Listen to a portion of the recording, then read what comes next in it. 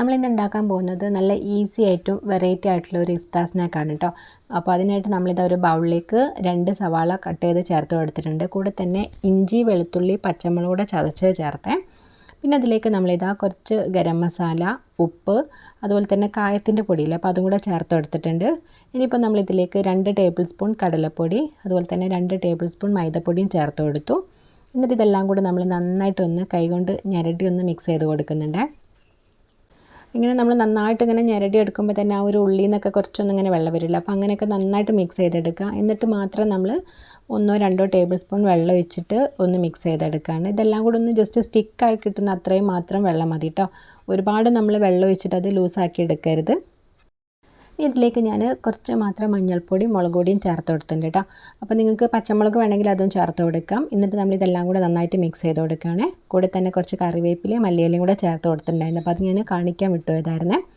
അപ്പോൾ എല്ലാം നമ്മൾ നന്നായിട്ട് മിക്സ് ചെയ്തൊക്കെ റെഡിയാക്കി എടുത്തിട്ടുണ്ട്. പിന്നെ ഞാനിതാ 3 മുട്ട പുഴുങ്ങി വെച്ചിട്ടുണ്ട്. അതുപോലെ തന്നെ 4-5 കാടമുട്ടയും പുഴുങ്ങി വെച്ചിട്ടുണ്ട്. എന്നിട്ട് നമ്മളത് പകുതിയാക്കിയിട്ടൊന്ന് കട്ട് ചെയ്ത് വെക്കുകയാണ്. ഇനി നമ്മൾ ഉണ്ടാക്കി വെച്ചിട്ടുള്ള മാവ് കുറേശ്ശെ എടുത്തിട്ട് കയ്യിൽ പരത്തി വെച്ചതിന് ശേഷം നമ്മൾ കട്ട് ചെയ്തിട്ടുള്ള മുട്ട പുഴുങ്ങിയത് ഇതുപോലെ കമഴ്ത്തി വെച്ച് കൊടുക്കാൻ കേട്ടോ. ഉണ്ണിയുടെ ഭാഗം അകത്താകുന്ന രീതിയിൽ വെച്ച് കൊടുത്തിട്ട് ഇതുപോലെ സൈഡിൽ നിന്ന് കവർ ചെയ്ത് കൊടുക്കുന്നുണ്ട്. അപ്പോൾ നമുക്ക് വേണമെങ്കിൽ കുറച്ചുകൂടെ മാവ് എടുത്ത് വെച്ചിട്ട് മേലെയൊക്കെ വെച്ചിട്ട് കവർ ചെയ്തെടുക്കാം. അപ്പോൾ ഇങ്ങനെ ആകുമ്പോൾ നല്ലൊരു ഭംഗിയായിരിക്കും കാണാനായിട്ട്. അപ്പോൾ ഇതാ നല്ല രസമായിട്ട് തന്നെ നമ്മളിതാ കവർ ചെയ്തൊക്കെ എടുത്തിട്ടുണ്ട് കേട്ടോ. ഇനി നമ്മൾ നേരെ ചൂടായിട്ടുള്ള എണ്ണയിലേക്ക് ഇട്ട് കൊടുക്കുകയാണ്. അപ്പോൾ നമുക്ക് മറിച്ചിടാതെ വേണമെങ്കിൽ ഇതുപോലെ ഇങ്ങനെ എണ്ണ ഒഴിച്ച് കൊടുത്ത് അങ്ങനെ വേണമെങ്കിലും ഫ്രൈ ചെയ്തെടുക്കാം. അല്ലാന്നുണ്ടെങ്കിൽ നമ്മളിതുപോലെ മറിച്ചിട്ടിട്ട് ചെയ്ത് കൊടുത്താലും മതി കേട്ടോ. അപ്പോൾ നല്ല രീതിയിൽ തന്നെ ആ ഒരു സൈഡിൽ കവറിട്ട് നിൽക്കണം. അല്ലാതെ അല്ലെങ്കിൽ എണ്ണ ഇങ്ങനെ ആ ഒരു എഗ് യോക്കിൻ്റെ അവിടെ തട്ടിക്കഴിഞ്ഞാൽ പൊട്ടിത്തെറിക്കും കേട്ടോ. അപ്പോൾ അത് നന്നായിട്ടൊന്ന് ശ്രദ്ധിക്കുക. നന്നായിട്ട് തന്നെ സ്റ്റിക്കായിട്ട് കിട്ടുകയാണ് സൈഡിലൊക്കെ. ഇനി ഞാൻ കാടമുട്ട വെച്ചിട്ട് ഇതുപോലെ തന്നെ ട്രൈ ചെയ്യുന്നുണ്ട്. അപ്പോൾ ഒരു കാടമുട്ട പകുതിയാക്കിയിട്ട് 2 അങ്ങനെ വെച്ച് കൊടുത്തിട്ടുണ്ട് കേട്ടോ. അപ്പോൾ നമ്മൾ അതും ഇതുപോലെ തന്നെ ഫ്രൈ ചെയ്തെടുക്കുന്നുണ്ട്. അപ്പോൾ ഈ ഒരു മാവ് അധികം ലൂസായിട്ട് ചെയ്യരുത്. അങ്ങനെ ആകുമ്പം ഇതധികം ഒട്ടിപ്പിടിക്കില്ല. അപ്പോൾ ആ ഒരു എഗ് യോക്കിലേക്ക് വന്നിട്ട് പൊട്ടിത്തെറിക്കൊക്കെ ചെയ്യും. അപ്പോൾ അത് നന്നായിട്ട് ശ്രദ്ധിക്കുക. കുറേശ്ശെ മാത്രം 1-2 ടേബിൾ സ്പൂൺ മാത്രം വെള്ളം ഒഴിച്ചിട്ട് ആ ഒരു ഉള്ളിയും എല്ലാം കൂടി ഒന്ന് സ്റ്റിക്കാകുന്ന അത്രയും മാത്രം വെള്ളം ഒഴിച്ച് കൊടുത്താൽ മതി. അപ്പോൾ നമ്മളിതാ എല്ലാം ഫ്രൈ ചെയ്തൊക്കെ എടുത്തിട്ടുണ്ട്. കാണാൻ നല്ല ഭംഗിയുള്ളൊരു റെസിപ്പിയാണ്. അതുപോലെ തന്നെ നല്ല ടേസ്റ്റുമാണ് കഴിക്കാനായിട്ട്.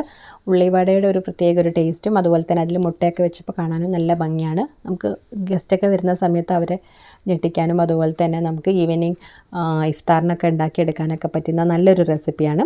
അപ്പോൾ ഇത് ഞാൻ തന്നെ ട്രൈ ചെയ്തിട്ടുണ്ടായിരുന്നതാണ് കേട്ടോ. അപ്പോൾ അതുകൊണ്ട് തന്നെ ഇതിന് പേര് എനിക്ക് ഒരു കിളിക്കൂട് പോലെയൊക്കെയാണ് ഫീൽ ചെയ്തിട്ടുള്ളത്. നല്ല ഭംഗിയുണ്ട്. ആ ഒരു കാടമുട്ടയൊക്കെ വെച്ച് കൊടുത്തപ്പോൾ കിളിക്കൂടിൻ്റെ ഇൻഗ്രീഡിയൻസ് ഒന്നും ഇതുപോലെയല്ല, പക്ഷേ അതുപോലെയൊക്കെ ഒരു ലുക്ക് ഉണ്ടല്ലേ കാണാനായിട്ട്.